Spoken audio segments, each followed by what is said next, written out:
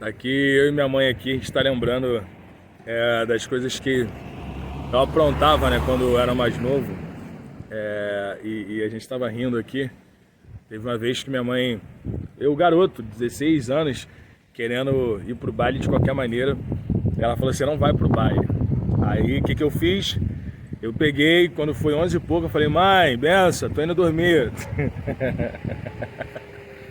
Benção, mãe, tô indo dormir. Ela falou assim, tá bom. Ela, nossa, pô, Vitor, dormindo cedo e tal. Aí foi dormir. Eu peguei, coloquei um monte de travesseiro arrumado assim, tipo como se fosse eu. Peguei minha mochila e fui pra cima da laje, esconder minha mochila com as roupas. E aí fui-me embora. Quando foi meia-noite e pouca, eu tava do outro lado lá da onde eu morava, do morro. E aí eu tô lá com os meninos lá tomando cerveja, né? Minha mãe desceu de cima da moto.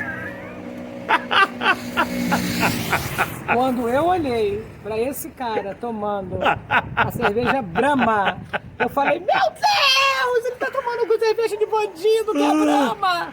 Gente, fiquei apavorada. Minha mãe me deu uma coça, eu saí correndo. E aí ela pensou que eu tinha ido pra casa, eu desci as escadas. Quando ela desceu de mototáxi, o que eu fiz? Subi de novo. E aí ela foi e falou assim, tá na mão de Deus. Entregou na mão do Senhor. E eu fui pro baile e tive um livramento da parte de Deus, né? Por que eu tô contando isso? Porque eu sei que muitas mães passam por isso, né? Lutam, fazem de tudo para os seus filhos não fazerem algumas coisas, eles acabam fazendo. E a gente estava aqui recordando, né, mãe? Quantas lágrimas essa mulher já derramou para hoje eu tá de pé, né? Mas uma coisa que eu louvo a Deus que minha mãe sempre teve foi fé. E ela... Aquela oração que a senhora fez, como é que foi, mãe? A oração, você falou o que para Deus? Tava te dando dor de cabeça, você falou o quê? Ai, estava me dando muita dor de cabeça, eu sempre pedia, sempre orava, não estava adiantando nada. Eu falei, Senhor, está entregue em tuas mãos, faça o que for melhor. Isso é muito forte. Sabe qual é o problema? Muita gente, isso aqui, mãe, vai servir para muita gente que vai assistir esse vídeo. Sabe qual é o problema? É que a gente diz que confia, mas não confia. A gente diz que entrega o controle na mão do Senhor, mas quando Deus começa a fazer, a gente se assusta. Quando minha mãe fez essa oração, um monte de coisa começou a acontecer na minha vida. Começou a dar um monte de coisa errada. Deus começou a me apertar de uma maneira para que eu viesse ter consciência que longe da presença dele eu não conseguiria. E foi a oração da decisão, né? Com certeza, foi a oração da decisão. E quando começou a acontecer as coisas erradas, eu não temi nem um pouquinho. Porque o desespero era tão grande, que eu vou ser muito sincera para muitas mães. Eu sei que vai doer muito o que eu vou falar agora, mas é melhor morto que na cadeia.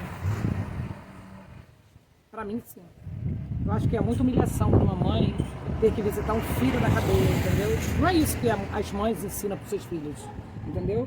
Então, eu entreguei na mão de Deus. Se Deus quisesse levar, ele poderia levar, porque Deus é Deus, ele é Deus, né? Se ele quisesse restaurar, ele continuaria sendo Deus. Mas tudo nessa vida tem um propósito, né? E quando a pessoa vai até o fundo do poço, não tem mais para onde você olhar, só para cima. E foi o que aconteceu com o Vitor, entendeu? Parei de cavar.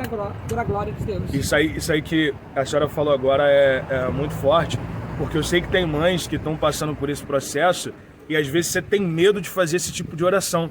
Você tem medo de entregar de verdade na mão do Senhor. E aí, quando Deus começa a trabalhar, quando Deus começa a agir... Eu cheguei num estágio, gente, tão deplorável, de pesar 48 quilos, sabe? Eu cheguei num estágio de tirar as coisas de dentro de casa. Eu me lembro naquele dia que a senhora foi trabalhar, minha mãe comprou uma televisão de 42 polegadas. Na época, há anos atrás, quem tinha uma televisão de 42 polegadas, nossa, minha mãe parcelou em quantas vezes, 24? E aí minha mãe foi trabalhar, gente, eu tava viciado no crack, né?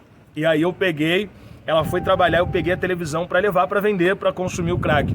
E aí eu encontrei um vizinho nosso, que quase não falava comigo, e aquele cara ali foi um anjo que entrou ali na minha vida ali, ele falou assim, rapaz, não faz isso não, sabe? Sua mãe é uma guerreira, uma batalhadora, porque tem muita gente que julga pai e mãe com o comportamento dos filhos, mas minha mãe sempre foi um exemplo pra mim, minha mãe sempre foi uma mãe guerreira, 39 anos trabalhando numa mesma casa, e eu, não é muito mais, né?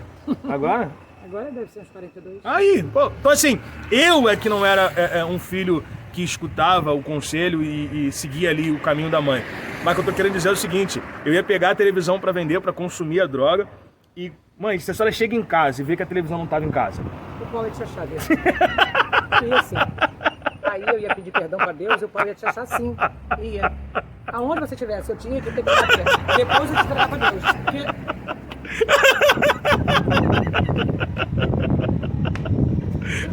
primeiro bate. Não, primeiro o Paulo ia te achar, depois eu te entregava pra Deus. Porque isso não é normal. Ainda bem que Deus me deu o livramento, né? Eu não vendi a televisão, mas vendi o ferro de passarela. Eu peguei o ferro. E detalhe, Ai. me roubou muito, tá? É verdade. Roubou muito. Meu CD do Raça Negra que eu tinha, a coleção, pegou tudo. Você sabe como é que é, né? Pessoa que é humilde sempre gosta de guardar uma coisinha melhorzinha no final de semana, né?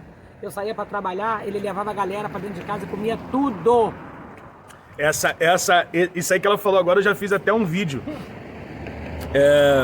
sobre as pessoas que passam na nossa vida dizendo que estão com a gente só por aquilo que a gente proporciona. Quando você começa a falar não, aí você vê quem de fato são as pessoas. Essa história que ela contou agora foi interessante, isso é pra vocês verem, gente, que eu queria até falar uma palavra profética agora. Quem mais te deu dor de cabeça, quem mais te dá dor de cabeça, será quem mais Deus vai usar para te honrar. A Bíblia fala que onde abundou o pecado, superabundou a graça. Eu tô falando isso aqui com propriedade, tá? Uma moça chamada Beth, que já faleceu e ela morava lá onde minha mãe mora, ela chegou para mim e falou assim: Vitor, esses meninos aí quando você chama para sua casa, depois eles chamam de bobo. Faz o seguinte, começa a dizer não, que você vai ver quem é quem. Porque é muito simples tu ter pessoas perto de você quando você fala assim: eu quero ver estar contigo quando você diz não. Eu quero ver estar contigo quando você fecha a porta. E aí eu fiz uma senha que diz o seguinte: que existem pessoas que estão perto e que estão junto. Mas você precisa diferenciar, porque nem todo mundo que está perto está junto. Como é que a gente faz para diferenciar uma pessoa que está perto ou que está junto da gente? É o quê? É dizendo não. Por quê? Quando você fala não, o não, ele revela muita coisa. O não revela o que está dentro do coração de uma pessoa. E aí eu comecei a dizer não, e aí o que começou a acontecer? A galera começou a se afastar. Mas sabe o que eu acho interessante?